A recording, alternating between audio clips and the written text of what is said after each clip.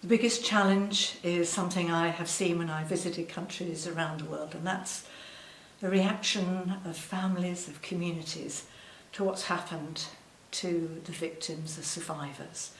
And that's what we need to change, the attitude of individuals. In Sri Lanka, one lady said that for her, as a survivor, the whole issue of stigma was like a social scar, something for everyone to see. We need to change the way we see things. Together we can. Based on 24 years of experience of Medica Zenica in working with survivors, it is necessary to provide supportive and trusting surrounding in which no one will doubt or question their survived experience, in which no one will point fingers at them or treat them unequally or badly. We need to provide social recognition for them.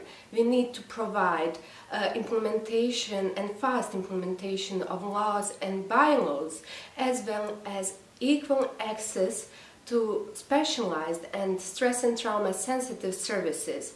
We need to focus on constant campaigns that emphasize accountability of perpetrators and shift stigma from survivors to perpetrators.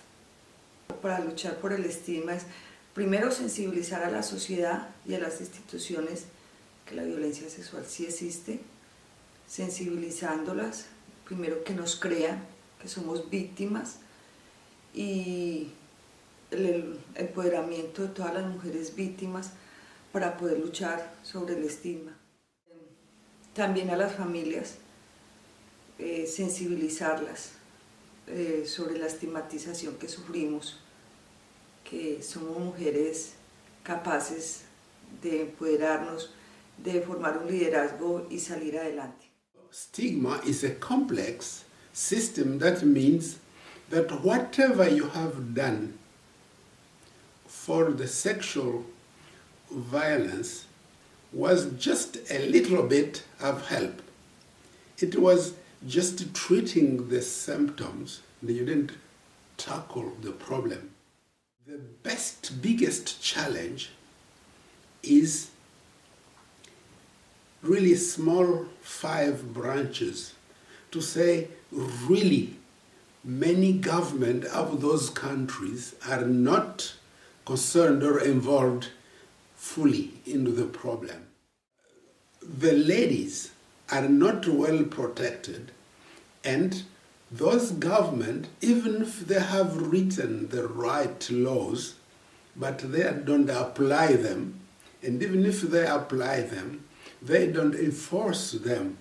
And the corruption is terrible, because normally only one rape should make a government protect a woman.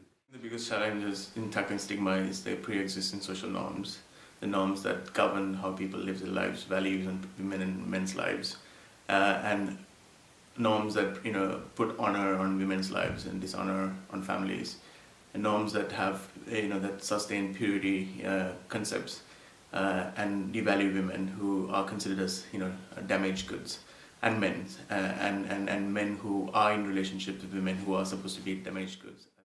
So the biggest challenge is to balance the power, to give the victim or the survivor enough power to speak out, and to criminalize the criminals who committed the act, either it's sexual violence, rape, sex trafficking, all forms and types of sexual violence.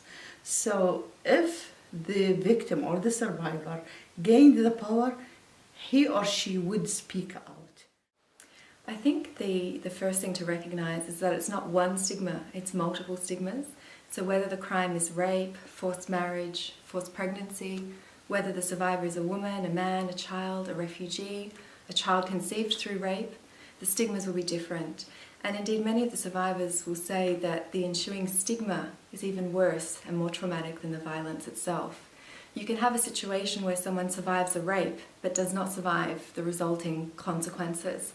So I think the challenge is to remember that stigma kills. Whether it's self-harm, suicide, whether it's honour-based crimes, whether it's untreated medical consequences like HIV, AIDS, sexually transmitted infections, or whether it's the extreme poverty that results from social exclusion.